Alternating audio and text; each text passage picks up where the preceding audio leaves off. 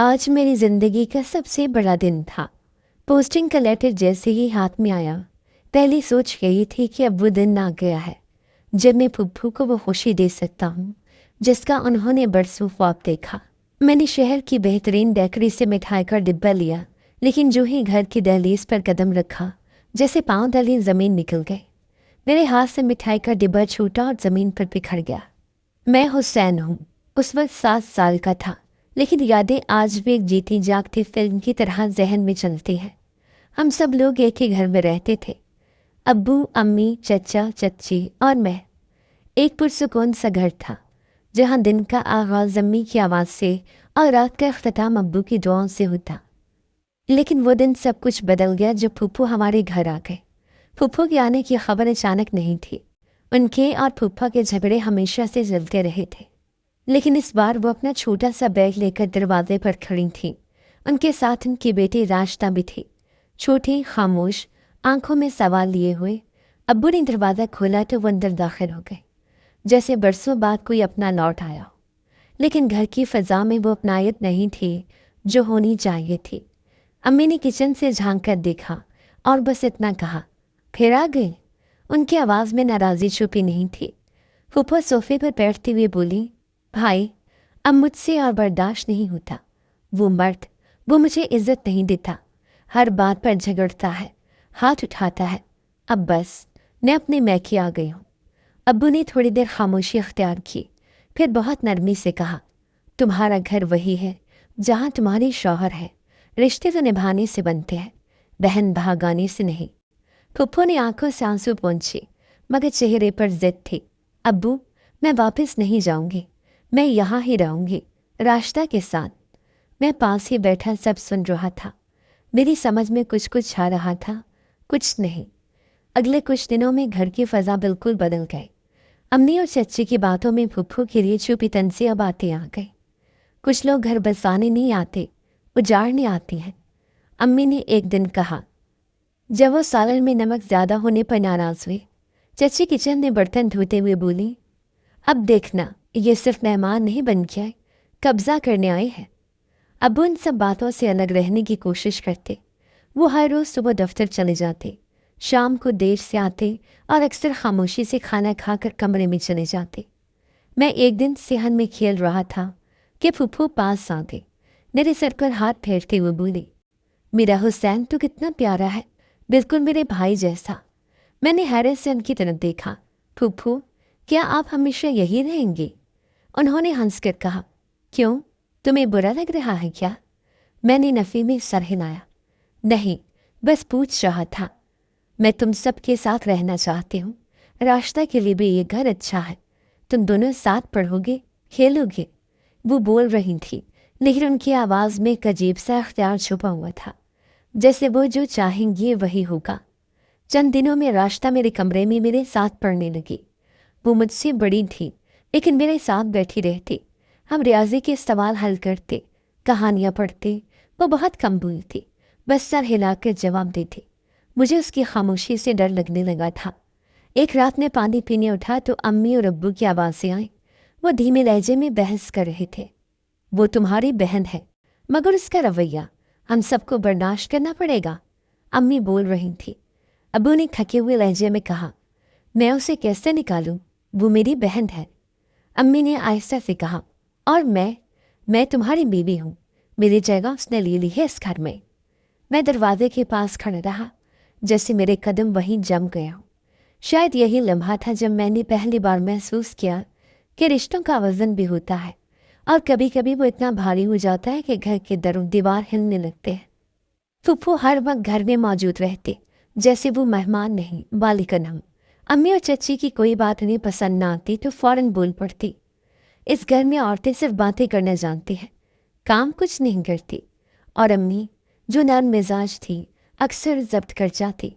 चच्ची ने एक बार मुझे रोकते हुए कहा, उधर मत जाओ, फूफू के पास मत बैठा करो, उनकी बातों में जहर होता है। मुझे कुछ समझ नहीं आता था, बस इतना मालूम था कि कुछ ठीक नहीं हो रहा। वो घर जो कभी हंसी और खुशबू से भरा रहता था, अब शिकायतों और सर्दमहरी से सन हो चुका था। अब्बू कोशिश करते सबको संभालने की, लेकिन जैसे जैसे दिन गुजरते गए, कशीदगी बढ़ते गए। मैं सोचता था कि शायद एक दिन सब ठीक हो जाएगा, लेकिन बचपन की मासूम उम्मीदों को हकीकत की तलखे निगल चुकी थी। घर में फुप्पू की मौजूदगी को 2 साल गुजर चुके थे। माहौल पहले जैसा तो कभी नहीं रहा, लेकिन वक्त के साथ सबने एक दूसरे की मौजूदगी को कबूल करना सीख लिया था। फुप्पू अपनी जगह मजबूत कर चुकी थी, अम्मा खामोश हो चुकी थी और चाची अलग थलग रहने लगी थी। अब्बू हमेशा मसरूफ रहते, जैसे कुछ नजरअंदाज करना उनकी मजबूरी बन चुकी हो। अब 2 सालों में स्कूल जाने लगा था। राशना भी अब साथ पढ़ती थी। वो काफ़ी बदली बदली रहने लगी थी। बात कम करती, ज़्यादातर फूफो के साथ ही दिखाई देती। घर में मेहमानों का आना जाना पहले जैसा नहीं रहा। खाला मामू सब जैसे हमसे कुतराने लगे थे। एक दिन की बात है, मैं सेहन में बैठा स्कूल का होमवर्क कर रहा था कि दरवाजे पर दस्तक हुई। चची ने आहिस्ता से झांक कर देखा और जल्दी से पर्दा हटा दिया। ये तो फूफो की मियाँ है, वो बोले। फूफो ने दरवाजे की आवाज़ सुनी तो फौरन बाहर निकल आई। उनके चेहरे पर हैरानी और बेचैनी दोनों थी। दरवाजे पर एक दरमियानी उम्र का शख्स खड़ा था, कपड़े मामूली से, बाल बिखरे हुए, आंखों में कुछ कहने की कोशिश। जरीना, बात करनी है तुमसे, उन्होंने धीरे से कहा। मेरे और तुम्हारे दरमियान अब कुछ नहीं बचा। फूफो का जवाब सख्त था। अब्बू दरवाजे तक आए। माहौल को देखकर उन्होंने बाल संभाले। अंदर आ जाए बहनोई साहब, बातचीत से मामला सुलझते हैं। अंदर बैठकर वो दोनों कुछ देर बात करते रहे। हम सब कमरे से बाहर थे, लेकिन आवाज़ें साफ सुनाई दे रही थी। जरीना, 2 साल हो गए, मैंने खुद को संवारने की पूरी कोशिश की है। रास्ता की खातिर वापस आ जाओ। उनकी आवाज़ में सच्चाई थी। संवार लिया? तब कहाँ थे जब हर बात पर हाथ उठाते थे? फूफो का लहज़ा बदस्तूर कड़वा था। मैं मानता हूँ गलतियाँ मुझसे हुई, लेकिन अब मैं तौबा कर चुका हूँ। देखो, बेटी बड़ी हो रही है, उसे माँ बाप दोनों की ज़रूरत है। अब्बू दरमियान में बोले। जरीना, तुमने 2 साल भाई के घर गुजारे, हमने तुम्हें कभी रोका नहीं, लेकिन अब अगर तुम्हारा शौहर तुम्हें इज्जत से वापस ले जाना चाहता है तो मेरे ख्याल में तुम्हें जाना चाहिए। फूफो खामोश हो गए, फिर आहिस्ता से बोली, मैं सिर्फ रास्ता की खातिर सोचूंगी। अगले दिन फूफो ने अपना सामान बांधना शुरू कर दिया। घर की फ़ज़ा बदली बदली सी थी। रास्ता के लिए नई फ्रॉक सी गई। अब्बू ने खुद जाकर उन्हें स्टेशन छोड़ा। रवानगी के वक्त फूफो ने मुझे गले लगाया। हुसैन, अच्छा बच्चा बनना, पढ़ाई में दिल लगाना। मैंने उनका हाथ पकड़कर पूछा, फूफो आप फिर आएंगी ना? उन्होंने कुछ लम्हे मेरी आंखों में देखा, फिर बोली, अगर ज़रूरत पड़ी तो हाँ, लेकिन उम्मीद है अब सब ठीक हो जाएगा। उनके जाने के बाद घर में अजीब सा सुकून छा गया। ऐसा लगा जैसे कोई भारी बोझ हट गया हो। अम्मा और चची दोनों हल्के हल्के मुस्कुरा रही थी। अब्बू ने शाम को सबको खाने पर साथ बिठाया। बरसों बाद वो रात हमने हंसी के साथ गुजारी। अगले दिन स्कूल से वापसी पर मैं और नादिया सेहन में बैठे खेल रहे थे। नादिया मेरे चचा की बेटी थी, जो हमारे साथ ही रहती थी। वो बहुत शौफ और बातूनी थी, लेकिन उस दिन अजीब खामोश सी थी। क्या हुआ? मैंने पूछा। कुछ नहीं, बस अजीब लग रहा है, जैसे कुछ होने वाला है। मैंने मजाक में कहा, तुम्हें भी ख्वाब आते हैं क्या? वो हंसती, लेकिन वो हंसी अधूरी थी। दोपहर के वक्त नादिया मेरे साथ ऊपर वाले कमरे में आई। हमारे पास एक पुराना कैसेट प्लेयर था। हम उस पर गाने सुनते और डिब्बे से खेलने लगते। मैंने नादिया से कहा, चलो एक खेल खेलते हैं। मैं आंख बंद करूँगा, तुम छुप जाओ। हम बच्चों की तरह हंसने लगे। नादिया ने पर्दे के पीछे छुपना शुरू किया और मैं 3 तक गिन रहा था। तभी नीचे से एक अजीब सी बू आने लगी। कुछ जला हुआ, कुछ खतरनाक। मैंने खिड़की खोली तो देखा सेहन में धुआं बढ़ने लगा है। मैंने दरवाज़ा खोला तो सीढ़ियों के नीचे से धुआं उठता दिखाई दिया। नादिया, जल्दी आओ, कुछ गड़बड़ है। मैंने ज़ोर से पुकारा। नादिया हड़बड़ा कर निकली। उसके चेहरे पर खौफ आ गया था। हुसैन, ये कैसा धुआं है? हम दोनों सीढ़ियों तक भागे, लेकिन नीचे आग की लपेट में था। किचन की तरफ से शोले बुलंद हो रहे थे। चची और अम्मा की चीखें सुनाई दे रही थी, लेकिन हमें कुछ दिखाई नहीं दे रहा था।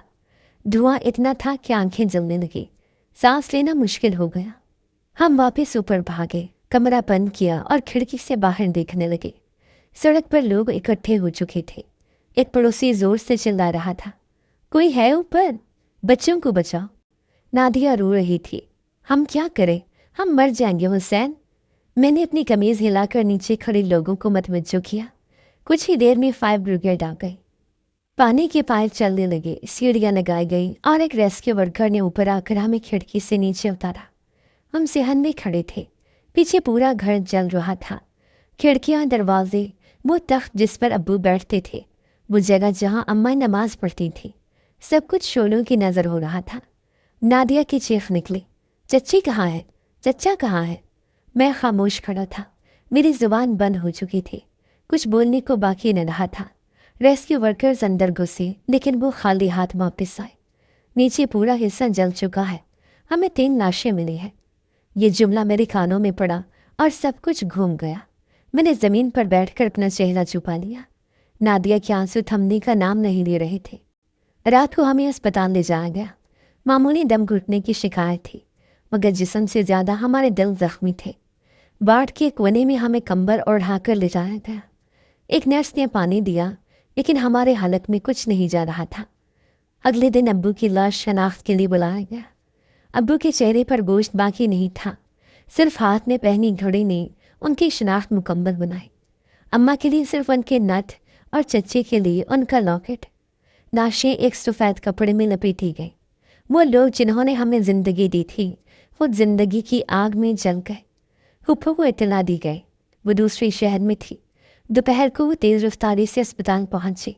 उनकी चीखें अस्पताल की दीवारों से टकरा रही थी। मेरे भाई, मेरी भाभी, अल्लाह तुम लोगों को क्यों ले गया? नादिया उनके गले लग गई, लेकिन फूफो ने उसे फ़ौरन बाजू में भर लिया। अब मैं हूँ तुम दोनों की माँ। तदफीन के मामलात मुकम्मल हुए।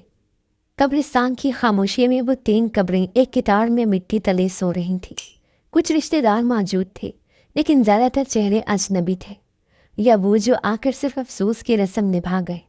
मैं और नादिया एक कोने में बैठे थे, और ना रोने की ताकत थी न समझने की। वो घर जहाँ हम कल तक खेलते थे अब राख हो चुका था, और वो लोग जिनकी दुआओं में हम थे आज खुद हमारे हाथों मिट्टी तले जा चुके थे। फूफो तेज कदमों से हमारे पास आए। उनका आंचल खां का आलूद था, आंखों के नीचे स्याह हल्की। उन्होंने हमें दोनों बाजू में ले लिया, जैसे हमें दोबारा जिंदा कर रही हूँ। बस मेरे बच्चों, बस रो नहीं। अब मैं हूँ, मैं तुम्हारी माँ हूँ, बाप भी हूँ।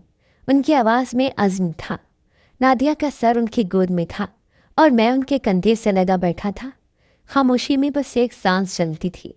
वो वक्त जिसने कुछ कहने को ना रहा हूँ, और सुनने वाला भी खामोशी से समझ जाए। फूफो ने रिश्तेदारों से रस्मी बातचीत की। तदफीन के बाद कागजी कार्रवाई मुकम्मल कराई, और शाम होते ही हम दोनों को गाड़ी में बिठाया। उन्होंने हमारे लिए नए कपड़े खरीदे। अस्पताल से लेकर मोहल्ले तक हर जगह के कागजात संभाले। मैंने उस दौरान उनके चेहरे पर किसी किस्म की थकन नहीं देखी, जैसे वो कुछ करके दिखाना चाहती हूँ, जैसे अब वो सिर्फ एक फूफो नहीं रही। गाड़ी हमें एक तंग मोहल्ले में ले आई, जहाँ उनका 2 मंजिला मकान था। लकड़ी की सीढ़ियाँ, सीमेंट के फर्श और एक छोटा सा सेहन जिसमें 2 पुराने गमले रखे थे। दरवाज़ा खुला तो राशिदा सामने खड़ी थी, और उसके साथ उसका छोटा भाई जो मुझसे थोड़ा बड़ा होगा। फूफो ने कहा, ये दोनों अब हमारे साथ रहेंगे। जैसे तुम हो वैसे ही ये भी मेरे बच्चे हैं। राशिदा ने हल्के से सर हिलाया और एक कमरे की तरफ इशारा किया। ये कमरा साफ है, इनके लिए ठीक रहेगा। पहली रात नादिया मेरे साथ फर्श पर बिछी दरी पर सोई। उसे नींद नहीं आ रही थी। क्या हम यहाँ हमेशा रहेंगे हुसैन? मैंने आंखें बंद करते हुए कहा, शायद। फूफो ने तो कहा है अब वो हमारी माँ है। माँ? नादिया ने दोहराया। अम्मी जैसा कोई होता है? मैंने जवाब नहीं दिया। अगले दिन फूफो ने हमें स्कूल से कागजात मंगवा कर दिया। तुम दोनों की पढ़ाई यहाँ से जारी होगी। मैं हर कीमत पर तुम्हें पढ़ाऊंगी, नादिया ने दबे अल्फाज में कहा। लेकिन राशिदा तो स्कूल नहीं जाती। फूफो ने ठंडी सांस ली। वो अब बड़े हो गए हैं, घर के कामों में हाथ बटाती है। तुम दोनों अभी बच्चे हो, तुम्हें तालीम हासिल करनी है। फूफो के शौहर घर में कम नजर आते थे। वो आते भी तो खामोश रहते, जैसे कोई बोझ ढोते हो। एक बार जब मैं सेहन में खेल रहा था, उनकी फूफो से तेज़ आवाज़ में बात सुनाई दी। और कितने दिन पालूंगा तेरे भाई के बच्चों को? अपने भी 2 हैं। फूफो ने जवाब दिया। पालना तुझे नहीं, मुझे है, और मैं पाल लूँगी। तुझे तकलीफ़ ना हो तो बेहतर। उस दिन मुझे अंदाज़ा हुआ कि उनके अंदर वाकई एक जंग चल रही है, लेकिन वो उसे हम पर जाहिर नहीं होने दे रही। राशिदा ने नादिया को किचन का काम सिखाना शुरू कर दिया। यहाँ सब कुछ साथ चलता है, पढ़ाई भी, बर्तन भी, सफाई भी। लेकिन परेशान ना हो, मैं भी काम कर लेती हूँ। राशिदा के लहजे में नरमी थी, लेकिन उसकी आंखों में कभी कभी अजीब सा खिंचाव नजर आता। मेरी नई किताबें आ गईं। फूफो ने खुद जाकर खरीदी थी। मैंने उन्हें एक रात सिलाई मशीन पर बैठे देखा।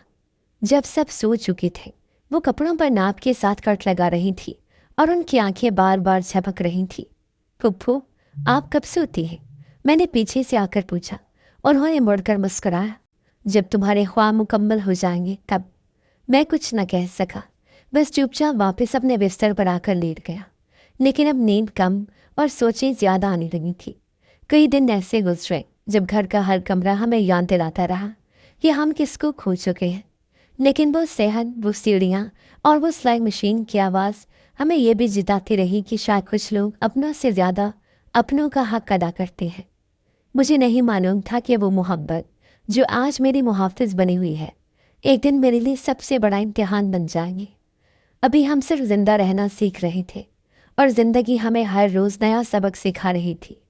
नादिया ने एक दिन मुझे कहा, कभी कभी लगता है फूफो बहुत अच्छी है, लेकिन उनकी आंखों में कुछ छुपा होता है, जैसे वो कुछ कहना चाहती हैं लेकिन कहती नहीं। मैंने हंसते हुए कहा, शायद हमें ज़्यादा सोचने की आदत हो गई है। हम दोनों खामोश हो गए। जिंदगी नए रुख ले रही थी और हम बस उसे झीलने की कोशिश कर रहे थे। हमें फुप्पो के घर आए चंद हफ्ते ही गुजरे थे, लेकिन उन हफ्तों ने एक नया मामूल तरतीब दे दिया था। सुबह का आगाज़ फुप्पो की मशीन चलाने की आवाज़ से होता। वो अक्सर फजर के बाद ही काम पर बैठ जाते। उनके कमरे में कपड़े, धागे, कुतरने के औजार और ऑर्डर की लिस्टें बिखरी होती। राशिदा नाश्ता बनाती, नादिया उसका हाथ बटाती और मैं स्कूल की तैयारी करता। फुप्पो सबसे आखिर में नाश्ता करती, अक्सर खाते खाते दोबारा मशीन पर जा बैठती। उनके शौहर, जिन्हें सब चाचा कहती थी, अक्सर दिन भर घर से गायब रहते। शाम को आती तो आंखें सुर्ख होती, कदम लड़खड़ाते।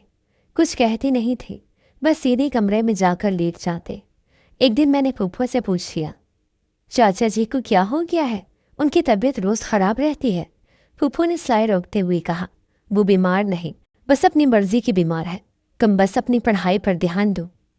मुझे उनका जवाब अधूरा लगा, लेकिन मैं खामोश हो गया। फूफो हम तीनों बच्चों के दरमियान वाज़िया फ़र्क नहीं करती थी, लेकिन मुझे उनकी तरफ से एक अलग तवज्जो मिलती। वो अक्सर मेरे सर पर हाथ फेर कर कहती, हुसैन, तुम में मुझे अपने भाई की झलक दिखती है। तुम ही हो जो मेरे भाई का नाम रोशन करोगे। एक दिन मैं स्कूल से आया तो वो दर्जी की दुकान से 2 थान लाई थी। मुझे हैरत हुई। फुप्पो, ये सब किसके लिए? ये सब ऑर्डर के कपड़े हैं, महीने का खर्च निकालना है। उन्होंने संजीदगी से कहा, अब तुम बड़े हो रहे हो, तुम्हें समझना होगा कि ये सब यूं ही नहीं चलता। मैंने अपनी कॉपी उनके सामने रखी। फुप्पो, आज टीचर ने कहा है कि मुझे मैथ में स्कॉलरशिप मिल सकती है।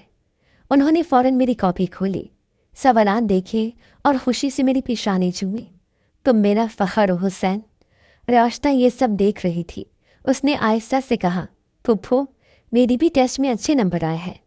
फुप्पो ने मुस्कुराकर उसकी तरफ देखा। बहुत अच्छा किया, लेकिन हुसैन ने पूरे स्कूल में टॉप किया है। राशिदा का चेहरा थोड़ा सा बुझ गया, लेकिन उसने कुछ न कहा। नादिया ने बाद में मुझे अकेले में कहा, फुप्पो तुम्हें वाकई बहुत चाहती है, लेकिन राशिदा कभी कभी अजीब नज़रों से देखती है। तुम्हें ऐसा लगा? मैंने हैरत से पूछा।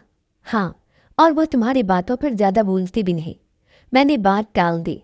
मुझे राशिदा से कोई शिकायत नहीं थी, लेकिन अब एहसास होने लगा था कि हम उस घर में सिर्फ मेहमान नहीं रहे, किसी और का हिस्सा ले रहे थे। एक दिन फुप्पो बहुत थकी हुई लग रही थी। हाथों में निशान थे, आंखों में नींद का नामो निशान नहीं। मैंने उनके करीब जाकर कहा, फुप्पो, आप कुछ देर सो जाएं, मशीन ने खुद चला लूँगा। उन्होंने प्यार से मेरे सर पर हाथ रखा। नहीं, तुम्हारी जगह पढ़ाई है, मशीन मेरी है। तुम्हारी दुनिया में कामयाबी आनी चाहिए और उसके लिए मैं जितनी कुर्बानी दूँ कम है।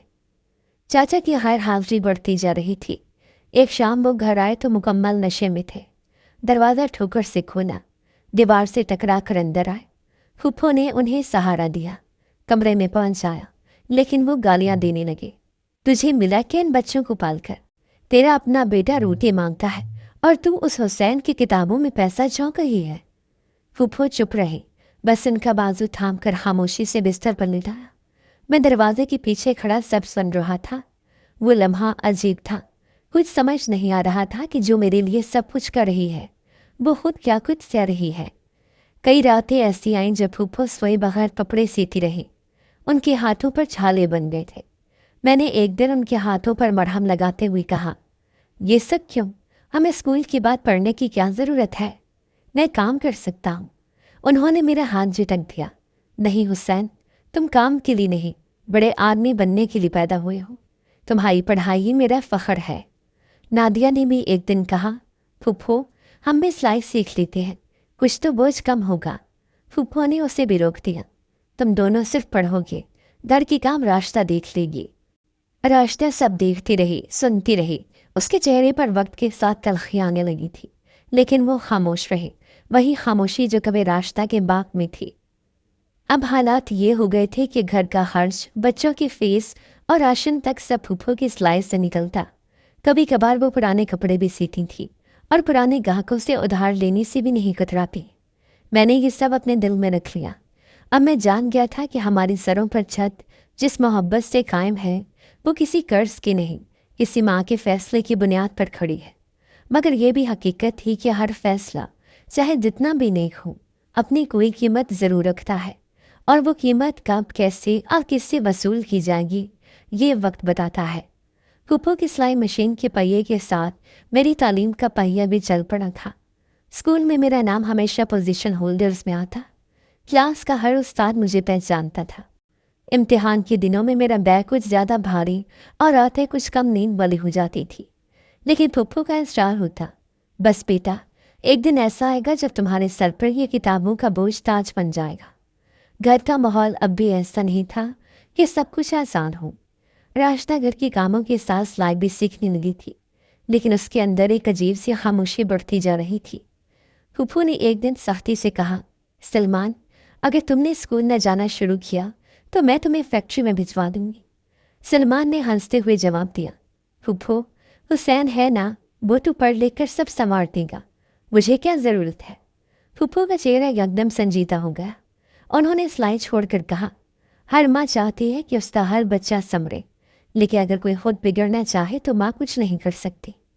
रास्ता एक दिन नादिया के पास आई। दोनों छत पर बैठी थी। ये घर कभी तुम्हारा नहीं होगा नादिया, लेकिन तुम बन गई हो सबकी लाडली। नादिया ने चांग कर पूछा, क्या मतलब है तुम्हारा? रास्ता ने थोड़ी देर खामोश रहकर कहा, छोड़ो, तुम समझोगी भी नहीं। मुझे ये सब बातें देर से मालूम हुई, लेकिन इतनी देर भी नहीं कि नज़रअंदाज की जा सके। स्कूल में मेरे इम्तिहानात चल रहे थे। हर दिन एक नया मजमून, एक नई जंग। एक दिन मेरा पेन खो गया तो फूफो ने रात को अपना सिलाई का काम रोककर मुझे एक नया पेन दिलवाने के लिए बाजार का चक्कर लगाया। वापसी पर काफ़ी थकी हुई थी, मगर चेहरे पर मुस्कुराहट थी। तुम्हारी पढ़ाई की चीज़ में कमी ना हो, इसके लिए मैं हर दुकान के चक्कर लगा लूँगी। फूफो, आपको आराम करना चाहिए था, मैं स्कूल से मांग लेता किसी से, मैंने कहा। उन्होंने सर हिलाया। पहले मांगना सीखोगे तो बाद में सब छीनने का खौफ लगा रहेगा। तुम्हें देने वाला बनना है, मांगने वाला नहीं। उनका ये जुमला मेरे दिल पर लिखा गया। मैट्रिक के साल में मैंने स्कॉलरशिप का फॉर्म भरा। स्कूल वालों ने मुकम्मल सपोर्ट की। प्रिंसिपल साहब ने कहा, हुसैन, तुम हमारे स्कूल का फ़ख्र हो। अगर तुम इस स्कॉलरशिप पर निकल गए तो आने वाले बच्चों के लिए भी दरवाजे खुलेंगे। मैंने घर आकर फूफो को खुशखबरी दी। वो बहुत खुश हुई, मेरे लिए मीठा बनाया और मोहल्ले की 2 औरतों को बुलाकर कहा, ये मेरा बच्चा एक दिन बड़ा अफसर बनेगा। मोहल्ले में लोग तरह तरह की बातें करने लगे।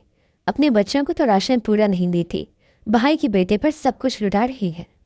फूफो ने उन बातों को कभी जवाब नहीं दिया, बस सर झुकाकर काम करती रहती। लेकिन मैं जानता था कि उनका दिल दुखता है। रास्ता ने एक दिन मुझसे कहा, तुम बहुत ख़ास हो ना, माँ तुम्हारे लिए बाजार जा सकती है, लेकिन मेरी शादी की बात आए तो बहाने बनाती है। मैं खामोश हो गया। मेरे पास उसका कोई जवाब नहीं था। सलमान अब आहिस्ता आहिस्ता घर से देर से आने लगा था। अक्सर नशे की बू आती। एक दिन फूफो ने उसे ज़ोर से थप्पड़ मारा। मैंने तुम्हें इसी दिन से डराया था, लेकिन तुमने मेरी बात कभी नहीं मानी। सलमान ने दरवाज़ा ज़ोर से बंद किया और बाहर चला गया। रात को जब मैं पढ़ाई कर रहा था, फूफू आई और चुपचाप मेरे पास बैठ गई। कुछ देर कुछ न बोली, फिर आहिस्ता से कहा, कभी कभी माँ सब कुछ करके भी खाली रह जाती है। तुम मेरा वो खालीपन भर रहे हो हुसैन। मैंने उनकी तरफ देखा, कुछ बोल न सका। स्कॉलरशिप मिल गई और मुझे शहर के एक मशहूर कॉलेज में दाखिले की पेशकश हुई। फीस अगरचे कम थी, लेकिन फिर भी हमारे लिए बहुत थी। मैं खुश था, लेकिन अंदर एक बेचैनी थी। घर आकर फूफू को सब बताया। उन्होंने तफसील से सुना, हर चीज़ का खर्च अलग लिखा और फिर एक लम्हे को चुप हो गए। उनके चेहरे पर वही सोचने वाला अंदाज था जो अक्सर महीने के आखिर में नजर आता था। कितने दिन में फ़ीस जमा करानी है? उन्होंने पूछा। 5 दिन के अंदर, मैंने जवाब दिया। उन्होंने मोहल्ले की खातून से सिलाई का इजाफी काम दिया। रात गए तक जागती रही। 2 दिन बाद नानिया मेरे पास आए। फुप्पो के हाथों पर छाले हो गए हैं, वो तुम्हें दिखाना नहीं चाहती। मैंने फुप्पो को रोकने की कोशिश की। फुप्पो, थोड़ा वक्त ले लेते हैं, किसी सरकारी कॉलेज में भी तो दाखिला हो सकता है। उन्होंने फ़ौरन इनकार किया। नहीं, तुम्हें वही पढ़ना है जहाँ तुम्हारा मकाम है। कमज़ोर माहौल से निकलना है तो तालीम में समझौता नहीं होगा। चौथे दिन वो एक छोटे से डिब्बे के साथ मेरे पास आए। ये ले, तेरा दाखिला मुकम्मल हो जाएगा। डिब्बा खुला तो अंदर उनके सोने की बालियाँ थीं जो मैंने उनके कानों में बचपन से देखी थी। मेरा दिल धक से रह गया। फुप्पो, ये नहीं, ये आपकी अपनी चीज़ है, आपने हमेशा संभाल कर रखी थी। मैंने फ़ौरन उनके हाथ थाम लिए। उन्होंने नरमी से कहा, ये अब तुम्हारी है। ये जेवर मेरे लिए नहीं, तुम्हारे लिए रखा था। जब तुम कामयाब हो जाओगे तो यही मेरी शान होगा। मैंने बालियाँ हाथ में थामी, दिल भारी हो गया। अगले दिन वो खुद मेरे साथ बाजार गए, एक जानने वाले सराफ को बेच आए और उसी दिन मेरी रजिस्ट्रेशन, किताबें और हॉस्टल की अदायगी मुकम्मल हो गई। जैसे ही कॉलेज में दाखिला मुकम्मल हुआ, मेरे लिए नई दुनिया के दरवाजे खुलने लगे। हॉस्टल में नए कमरे, नए चेहरे और नए उसूल थे। मैं पहली बार घर से दूर था, लेकिन फुप्पो की आंखें हर वक्त जहन में घूमती थीं। हफ्ते के आखिर में उनसे फ़ोन पर बात होती। वो पहले पूछती, खाना वक्त पर खा रहे हो? फिर कहती, मुतालिया कम ना करना, हर दिन सोना भी हो तो किताब के साथ। शहर की रौनक नहीं थी, लेकिन उस रौनक में कई लोगों की हकीकतें छुपी थी। एक दिन लाइब्रेरी में बैठा पढ़ रहा था कि नादिया का फ़ोन आया। हुसैन, मैंने हैरत से पूछा, सब खैरियत? तुम रो क्यों रही हो?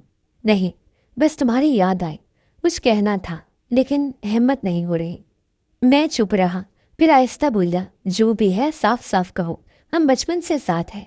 वो खामोश रही, फिर कहा, मुझे लगता है मैं तुमसे मोहब्बत करती हूँ, शायद हमेशा से। मेरे हाथ से कलम गिर गया, दिल की धड़कन एक लम्हे को रुक गई। कुछ देर बाद मैंने कहा, नादिया, तुमने जो कहा वो गलत नहीं, मैं भी तुम्हें अलग नहीं देख सका कभी, लेकिन अभी कुछ मत कहना, बस इतना चाहा कि तुम्हें बता दूं। और उसने फ़ोन बंद कर दिया। उस रात नींद नहीं आई। किताब खुली थी, लेकिन नज़र अल्फाज पर नहीं ठहर रही थी। कई बरसों की शराकतदारी अब एक और रुख लेने वाली थी, लेकिन उसके लिए पहले मुझे अपनी बुनियाद मजबूत करनी थी। हॉस्टल की ज़िंदगी सादा न थी, खाने का मयार कमज़ोर, वक्त का दबाव शदीद और माली बोझ मुसलसल। स्कॉलरशिप से फ़ीस का हल निकला था, लेकिन रोज़मर्रा ख़र्चात अब भी फूफू के ज़िम्मे थे। एक दिन फ़ोन पर फूफू ने कहा, बेटा, मैं सिलाई का काम बढ़ा रही हूँ, शाम को भी कपड़े लेने जा रही हूँ। मैंने कहा, फूफू, मैं भी कुछ करना चाहता हूँ, शायद कोई छोटा काम कर लूँ ताकि बोझ कम हो जाए। उन्होंने सख्ती से कहा, नहीं, तुम्हारा काम सिर्फ पढ़ाई है, बाकी सब मेरे ज़िम्मे। मैं जानता था कि वो थक चुकी हैं, लेकिन उनकी ज़ुबान पर कभी शिकायत न थी, और मैंने फ़ैसला कर लिया था कि एक दिन वो लम्हा ज़रूर आएगा जब मैं उन्हें ये कह सकूँगा, अब आपको काम करने की ज़रूरत नहीं फूफू, अब मैं संभाल लूँगा। शायद उस लम्हे के इंतज़ार में फूफू हर दिन अपने हिस्से का बोझ समेटती जा रही थी। हॉस्टल की ज़िंदगी रफ्ता रफ्ता मामूल बनती जा रही थी, लेकिन खर्चों का दबाव कम होने की बजाय बढ़ता जा रहा था। स्कॉलरशिप सिर्फ तालीमी अखराजात को पूरा करती थी, लेकिन खाने पीने, किताबों, नोट्स और हॉस्टल की मामूली खर्च के लिए मुझे हर बार फूफो की तरफ देखना पड़ता। वो पहले ही अपने आराम को कुर्बान करके सब कुछ कर रही थी। एक दिन फ़ोन पर वो थकी थकी सी लगी। फूफो, आपकी आवाज़ बहुत कमज़ोर लग रही है, सब खैरियत है? हाँ बेटा, बस कुछ काम बढ़ गया है, 2 नए ऑर्डर लिए हैं, जल्दी मुकम्मल करने हैं। फूफो, मुझे कुछ दिनों में छुट्टी है, मैं आकर कुछ हाथ बटा दूँ?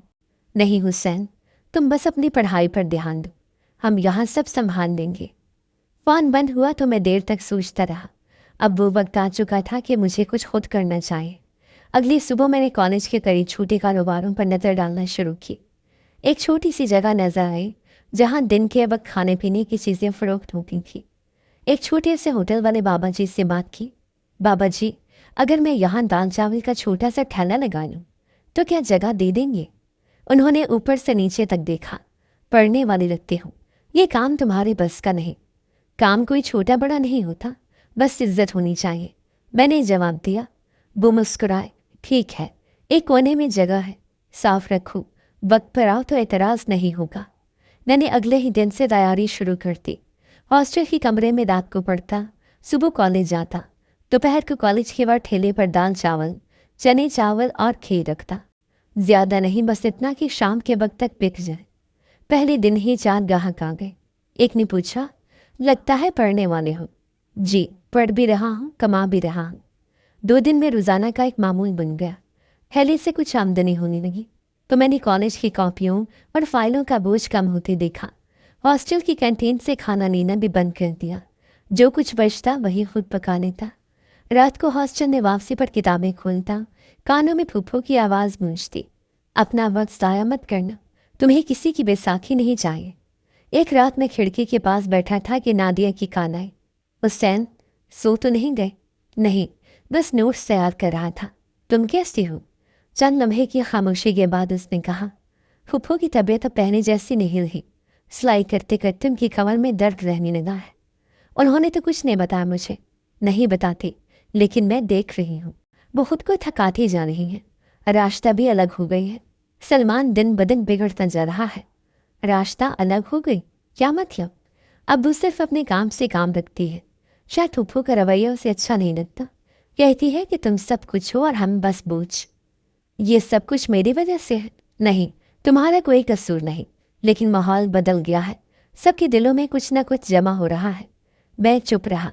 नादिया की आवाज़ भी आज कुछ धीमी थकी हुई सी लगी। क्या तुम ठीक हो? मैंने पूछा। वो खामोश हो गए। फिर आहिस्ता बोली, मुझे कुछ दिनों से बुखार रहता है, पर फूफो कहती है कि बहाने हैं। कहती है काम करो, काम में बीमारी भागती है। डॉक्टर को दिखाया? नहीं। किस पैसे से? राशना कहती है कि अब उसे भी सिलाई सीखनी चाहिए, लेकिन फूफो सिर्फ तुम्हारी तालीम की फ़िक्र करती है। मैंने कुछ कहना चाहा, फिर चुप हो गया। उसकी आवाज़ में शिकायत नहीं, बस थकन थी। नादिया, तुम अकेली मत समझना खुद को। बस इम्तिहान ख़त्म होने दो, मैं आऊँगा, हम कुछ बेहतर सोचेंगे। तुमसे बात करके थोड़ा हल्का लगता है। और हाँ, जो बात पिछली बार कही थी वो सिर्फ दिल से निकली थी, किसी दबाव में नहीं कही। मैं जानता हूँ और तुम भी जान लो, वो बात सिर्फ तुम्हारी नहीं रही, अब मेरी भी है। लेकिन मैं चाहता हूँ कि पहले अपने पाँव पर खड़ा हो जाऊँ, तब तुमसे वादा भी पूरा होगा और तुम्हें इज्जत से अपने साथ रख भी सकूँगा। फ़ोन बंद हुआ लेकिन जहन उलझ गया। किताब खोली मगर अल्फाज धुंधले लगने लगे। अगले दिन काम पर वापस गया। ग्राहक आते रहे, कुछ तारीफ करते, कुछ कीमत पर बहस, लेकिन हर चम्मच दाल के साथ मैं सिर्फ यही सोचता रहा कि मुझे जल्द कामयाब होना है, क्योंकि अब ये सिर्फ तालीम का नहीं, नादिया, फूफो और मेरे अपने वजूद का सवाल बन चुका था। पैसे बचाना शुरू कर दिए, खाने में कमी कर दी, खुद पर कम खर्च किया। कुछ ही हफ्तों में इतना जमा हो गया कि अगले सेमेस्टर की किताबें आसानी से खरीद सकूं। फूफो को बताया तो उन्होंने कहा, मेरे हुसैन ने मर्द बनने का सबूत दिया है। मैं हंसा। मर्द वो होता है जो अपनी माँ का बोझ हल्का करे, औरत का नहीं बढ़ाए। फूफो ने पहली बार इतनी गहरी नज़रों से मुझे देखा, जैसे कुछ कहना चाह रही हूँ लेकिन ज़ुबान बंद रखी। मैंने वो खामोशी नोट कर ली, मगर उस वक्त मेरे पास सिर्फ 2 रास्ते थे, मेहनत या हार, और मैंने पहला चुना था। इम्तिहान का दिन आ चुका था, तैयारी मुकम्मल थी, लेकिन जहन में एक अजीब सा शूर था। मरकज़ी हॉल में दाखिल हुआ। कमरे में 100 से ज़्यादा उम्मीदवार मौजूद थे। कुछ पुरएतमाद, कुछ उलझे हुए, लेकिन सबकी आंखों में ख्वाब ज़रूर था। मैंने खामोशी से अपना रोल नंबर तलाश किया, मेज़ पर बैठकर गहरा सांस लिया और पहला पर्चा खोला। सवालात देखे तो पहला ख्याल यही आया, फूफो, ये भी आपकी दुआ है कि सब कुछ समझ में आ रहा है। मैंने तेजी से काम शुरू किया। 3 घंटे में कलम एक लम्हे को नहीं रुका। आखिरी लम्हे तक मैं पूरे होशो हवास से लिखता रहा। जब पर्चा जमा करवाया तो दिल में एक हल्की सी उम्मीद की लहर थी। इम्तिहान के बाद के दिन ज़्यादा सख्त थे। इंतज़ार, बेचैनी और दिन रात की मेहनत के नताइज का तस्वर। हॉस्टल ने भी सब एक ही सवाल करती, क्या लगता है होगा? मैं मुस्कुरा कर कहता, अगर किस्मत और मेहनत ने हाथ मिला लिया तो ज़रूर होगा। एक दिन कॉलेज की लाइब्रेरी में बैठा किताब देख रहा था कि फ़ोन आया। नादिया का नहीं, फुप्पो खां। उनकी आवाज़ में ख़ास चमक थी। हुसैन, तुम्हारा नाम आया है। कहाँ? लिस्ट में। बेटा, तुम कामयाब हो गए हो।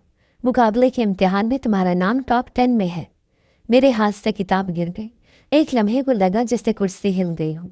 फूफो, सच कह रही हैं? हाँ बेटा, तुमने हमारे ख्वाब सच कर दिखाए हैं।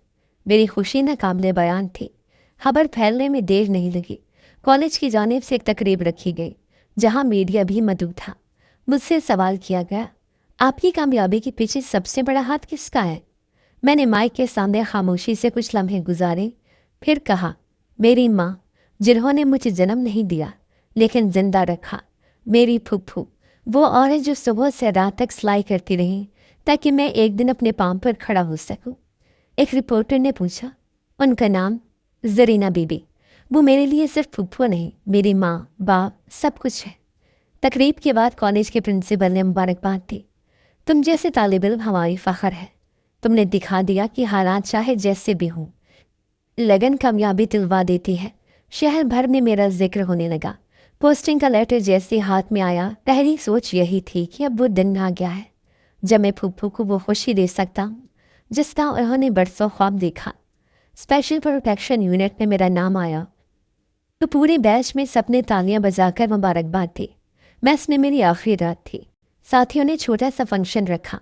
तस्वीर बनाई और सबने कहा, जब वर्दी में आना तो हमें फ़ख्र हो। मैंने हंसते हुए कहा, सबसे पहले वर्दी में जिसके पास जाऊंगा वो मेरी फूफू होंगी। अगली सुबह यूनिफॉर्म पहनकर पहली बार खुद को आईने में देखा। वही लड़का जो किसी वक्त सिलाई मशीन के पास बैठकर कॉपियाँ पढ़ता था, आज पुलिस अफसर बन चुका था।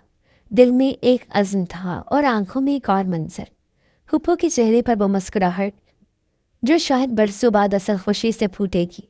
रास्ते में नादिया का ख्याल बार बार आता रहा। उसकी वो आवाज़ जो आखिरी बार फ़ोन पर थकी थकी लग रही थी, वो शिकायत जो उसने कभी ज़ुबान पर नहीं लाई, सब जहन में गूंज रहा था। इस बार वापसी सिर्फ फूफू को शुक्रिया कहने के लिए नहीं थी, बल्कि मैं ये भी तय कर चुका था कि नादिया से अपने रिश्ते की बात करूँगा। मैंने शहर की बेहतरीन बेकरी से मिठाई का डिब्बा लिया, एक गिफ्ट पैक भी लिया जिसमें एक खूबसूरत दुपट्टा और चांदी का एक छोटा सा सेट था। दिल में इरादा यही था कि आज जब बात होगी तो नादिया का हाथ मांग कर ही वापस आऊँगा। गाड़ी जैसी पुरानी गली में दाखिल हुई, पुरानी दीवारें, दरारों वाले दरवाजे और बचपन के वो दरख्त जिनके साए में मैं और नादिया खेला करती थी, सब दोबारा जिंदा होने लगे। सामने वही छोटा सा घर आया जिसका दरवाज़ा कई बार सिलाई के शोर से खुलता और बंद होता था। दरवाजे पर दस्तक दी, रास्ता ने खोला। उसे देखकर अंदाज़ा हुआ कि अब वो पहले जैसे नहीं रहे। चेहरे पर अजनबियत थी लेकिन खामोशी भी। उसने कोई सवाल नहीं किया, बस दरवाजे से हटकर अंदर आने का इशारा किया। मैं सहन में दाखिल हुआ। हर चीज़ जैसे वही थी लेकिन कुछ मुख्तलिफ है। सहन की ईंटें बेरंग, दीवारें झुकी हुई और फ़ज़ा में एक अजीब सा बूझ। मेरी नज़रें नादिया को तलाश कर रही थी लेकिन वो नज़र नहीं आ रही थी। मैंने धीमी आवाज़ में पूछा, फूफू कहाँ है? रास्ता ने आंखों के इशारे से कमरे की तरफ इशारा किया। मैं मिठाई का डिब्बा हाथ में लिए उस कमरे की तरफ बढ़ा जहाँ कभी फूफू सिलाई करती थी। दरवाजे के पास पहुंचा तो अंदर से आवाज़ आई, उठ जा, बीमारी को बहाना न बना। बुखार है तो क्या, हर बार बहाने। ये आवाज़ मेरी फूफू की थी लेकिन अंदाज कुछ और था। मैं रुक गया, कदम जैसे ज़मीन में जम गए। अंदर से नादिया की सिसकियों की आवाज़ आ रही थी, फूफू खुदा का वास्ता है थोड़ा आराम करने दे, सर चकरा रहा है। फूफू की आवाज़ बुलंद हुई, पता है ना तेरा माँ बाप कैसे मरे? अब भी ज़ुबान चला रही है। मैंने हुसैन को पाल पोस कर बड़ा किया, उसके माँ के जेवर बेच कर। तेरे लिए क्या किया? कुछ भी नहीं। और अब ये समझती है कि वो तुझसे शादी करेगा। ख्वाब देखना बंद कर दे। मैं दरवाजे पर खड़ा रहा, दिल धड़कने की बजाय जैसे रुकने लगा था। वो हर फिक्रा जो मैंने अपने कानों से सुना मेरे अंदर कुछ तोड़ रहा था।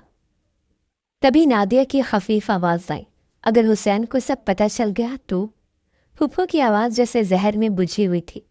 तू मर जाएगी, जैसे तेरे माँ बाप मरे वैसे ही तू भी ख़त्म हो जाएगी। मैंने उस दिन गैस लीक खुद की थी, तब कोई कुछ नहीं कर सका, अब भी कोई कुछ नहीं कर सकेगा। मेरे हाथ से मिठाई का डिब्बा छूटा और ज़मीन पर बिखर गया। अंदर खामोशी छा गई। चंद लम्हे बाद दरवाज़ा खुला। फूफू बाहर आए, मेरी वर्दी और वजूद को देखकर ठटक गए। हुसैन बेटा, तुम आ गए। मैं पीछे हट गया। आंखों में सवाल था, दिल में तूफान। आपने सब कुछ मेरे लिए किया या अपने ख्वाब के लिए?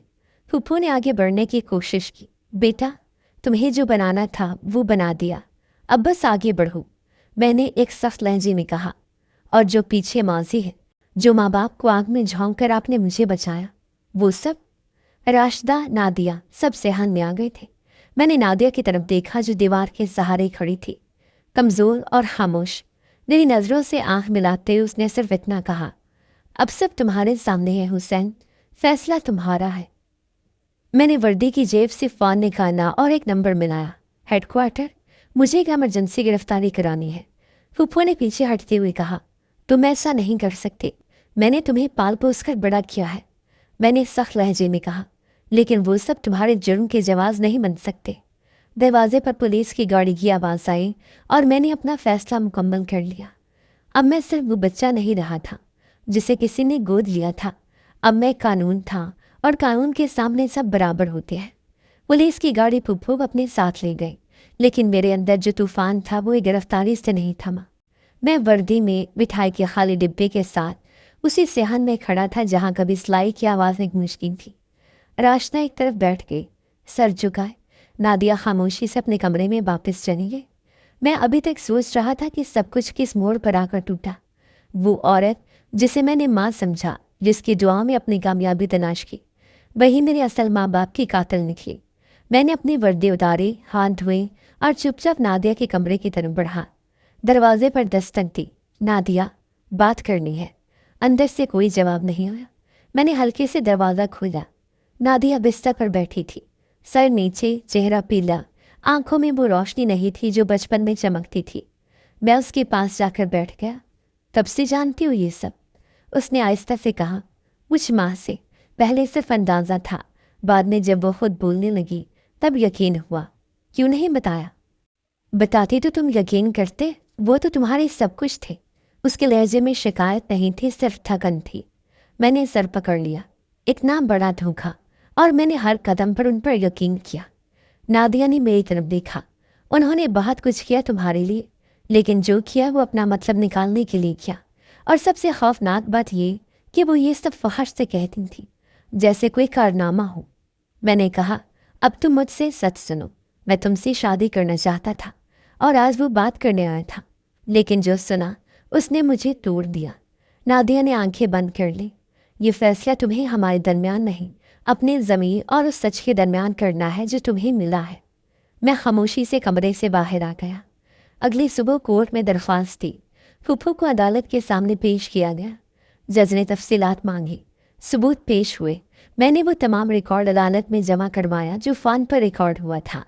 जज ने पुलिस को मज़ीद तफ्तीश का हुक्म दिया और फूफू को जुडिशल रिमांड पर जेल भेज दिया गया। अदालत के बाहर मीडिया का रश था। रिपोर्टर सवाल पर सवाल कर रहे थे। एक ने माइक आगे किया, हुसैन साहब, ये वही फूफू हैं जिनका आपने कामयाबी पर क्रेडिट दिया था। आज उन्हें आपने खुद गिरफ्तार करवाया। क्या आपके जज्बात बदले हैं? मैंने कहा, मोहब्बत और जुर्म में फ़र्क होता है। जो सच है वो आंखों से छुप नहीं सकता। मैं उनका एहसान मानता हूँ, लेकिन उनके इस जुर्म को नज़रअंदाज नहीं कर सकता। मीडिया ने शह सुर्खियाँ बना दी। मां नुमा कातला जेल भेज दी गई। कामयाब अफसर का कड़वा सच। यतीम बच्चों के माँ बाप का कातिल कोई और नहीं, करीबी रिश्तेदार ने किया। मैं वापस घर आया तो रास्ता बैठक में बैठी कपड़ों का गट्ठा बांध रही थी। मैंने पूछा, कहाँ जा रही हो? उसने कहा, इस घर में अब कुछ नहीं बचा, मैं बाजी को देखने भी नहीं जाऊंगी। मुझे अब अपनी ज़िंदगी अलग बनानी है। मैंने सिर्फ इतना कहा, कभी अगर तुम्हें लगे कि तुम्हें कहीं भी जगह नहीं मिल रही तो ये दरवाज़ा बंद नहीं होगा। उसने हैरत से मेरी तरफ देखा। शायद ये उम्मीद न थी कि मैं सब कुछ जानने के बावजूद उसे कुछ देने का हौसला रखूंगा। 2 दिन बाद मैंने नादिया के साथ खुलकर बात की। हम दोनों छत पर बैठे थे। बचपन के वही कोने जिनमें हमने ख्वाब देखे आज भी मौजूद थे, बस ख्वाबों का रंग बदल चुका था। मैंने कहा, अगर तुम चाहो तो हम इस रिश्ते को वो मकाम दे सकते हैं जिसका हमने वादा किया था, लेकिन मैं चाहता हूँ तुम बगैर किसी दबाव की फैसला करो। नादिया ने कहा, मैं तुम्हारे साथ हूँ, लेकिन एक शर्त है। क्या? तुम मुझे कभी ये मत कहना कि तुमने मुझ पर एहसान किया है। मैं तुम्हारी ज़िंदगी में एक फ़ैसला हूँ, बोझ नहीं। मैंने हाथ बढ़ाया। फैसला कबूल है। उस रात मैंने फैसला किया कि मैं अपने माँ बाप की कब्र पर जाकर माफ़ी मांगूंगा।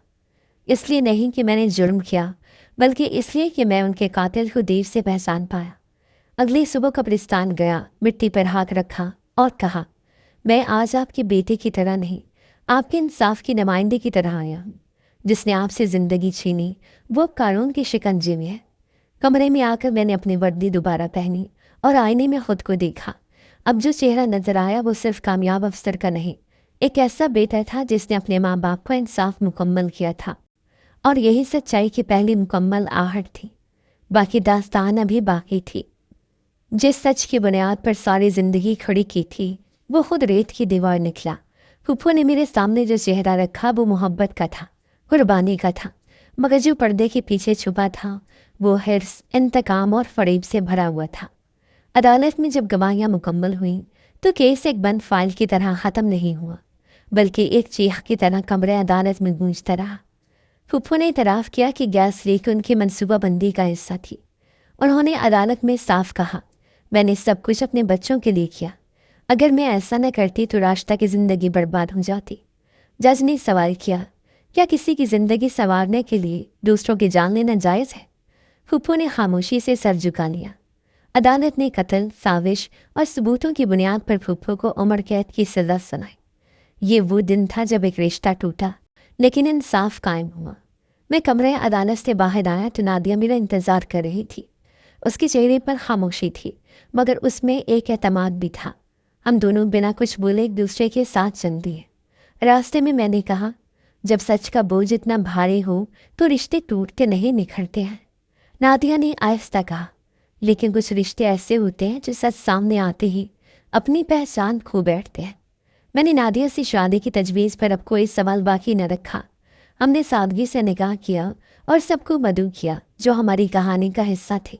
मेरे कुछ अफसर दोस्त, कॉलेज के चंद उस्ताद और वो लोग जिन्होंने कभी यकीन किया था कि हुसैन कामयाब होगा। निकाह के दिन रास्ता घर के कोने में खड़ी थी। उसकी आंखों में आंसू नहीं थे, मगर वो जज्बा भी नहीं था जो उस मौके पर होना चाहिए।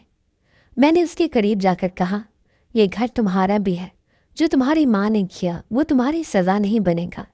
रास्ता ने कहा, तुम वाकई वही हुसैन हो जिसे बचपन में मैंने पढ़ाते देखा था। मैंने हल्के से मुस्कुरा कर कहा, शायद अब थोड़ा बदल गया हूँ, लेकिन दिल अब भी वही है जो अपनों के लिए धड़कता है। मैंने रास्ता के लिए घर में एक लहदा कमरा रखा, उसे सिलाई का काम दिलाया और कोशिश की कि वो एक नई ज़िंदगी शुरू कर सके। शुरू में वो चुपचाप रही, मगर चंद हफ्ते बाद आहिस्ता आहिस्ता उसने सिलाई मशीन दोबारा संभालनी। नादिया मेरे साथ शहर में रहने लगी। वो भी खुद को संभालने लगी थी। हम दोनों ने फैसला किया कि ज़िंदगी को सिर्फ माजी की बुनियाद पर नहीं, बल्कि अब एक नए रंग से जीना है। एक दिन हम दोनों कब्रिस्तान गए, वही 3 कब्रें जिनके गिर्द हमारा बचपन दफन था, आज भी खामोशी से ज़मीन में सो रही थी। मैंने मिट्टी पर हाथ रखा और आहिस्ता कहा, अम्मी, अब्बू, चचा, मैं आप सबके लिए इंसाफ ले आया हूँ। आपका बेटा किसी धोखे में नहीं है। नादिया ने मेरे हाथ पर हाथ रखा। अब हम तन्हा नहीं हैं, हम एक दूसरे का सहारा है। उसी शाम जब हम वापस घर आए तो मोहल्ले के कुछ लोग हमारे दरवाजे पर खड़े थे। एक बुजुर्ग ने कहा, हुसैन बेटा, तुमने जो किया वो बहुत हिम्मत वाला कदम था। फूफो तुम्हारे लिए माँ जैसी थी, मगर तुमने इंसाफ का साथ दिया। मैंने कहा, माँ वही होती है जो सच पर खड़ी रहे, चाहे हालात कुछ भी हो। कभी कभी माँ का रूप धोखा भी हो सकता है, लेकिन असल माँ वही है जो बचपन की नींद में, भूख में, बीमारी में याद आए और जो कभी ख्वाब में भी बुरा न लगे। मैंने उस दिन के बाद ये तहैया कर लिया कि अब मेरी ज़िंदगी का हर दिन सच्चाई, इंसाफ और खिदमत के लिए होगा। पुलिस की वर्दी अब मेरे लिए महज नौकरी नहीं, एक मकसद बन चुकी थी। रास्ता आहिस्ता आहिस्ता नॉर्मल होने लगी। ایک دن اس نے آ کر کہا، حسین بھائی، اگر ممکن ہو تو مجھے بھی کچھ اور سیکھنا ہے، صرف سلائی سے گزارا نہیں ہوگا۔ میں نے فوراً ایک کمپیوٹر کورس کے انسٹیٹیوٹ سے اس کا داخلہ کرایا۔ وہ اب ایک نئے خواب کے ساتھ جینے لگی تھی، اپنی ماں کی پرچھائی سے باہر نکل کر۔ سلمان پھپھو کا بیٹا اب بھی شہر میں کہیں رہتا تھا۔ اس کی نشے کی عادت بددستور تھی۔ میں نے کئی بار رابطہ کیا لیکن اس نے کوئی جواب نہیں دیا۔ میں جانتا تھا کہ کچھ زخم کبھی نہیں بھرتے، لیکن کوشش کرنا انسان کا فرض ہوتا ہے۔ وقت کے ساتھ میرا تبادلہ دوسرے شہر میں ہو گیا۔ جانے سے پہلے میں نے اس گھر کو مکمل طور پر آشنا کے نام کر دیا اور نادیہ کے ساتھ اپنے نئے سفر کا آغاز کیا۔ اس کہانی کا انجام کسی فلم کی طرح خوشگوار نہیں، لیکن حقیقت کی طرح صاف تھا۔ سچائی نے دیر سے قدم رکھا، لیکن جب آئی تو ہر جھوٹ کو بے نقاب کر دے۔ کبھی کبھی ماں کا روپ واقعی سب سے مقدس ہوتا ہے، لیکن جب وہی روپ حرص، سازش اور خود غرضی سے آلودہ ہو جائے تو وہ صرف ایک لبادہ رہ جاتا ہے، خالی، کھوکھلا اور دھوکے سے بھرا۔ اس کہانی سے ہمیں یہ سبق ملتا ہے کہ سچ اور انصاف کبھی کبھی اپنوں کے خلاف بھی کھڑے ہونا سکھاتے ہیں، کیونکہ رشتہ حق سے بڑا نہیں ہوتا۔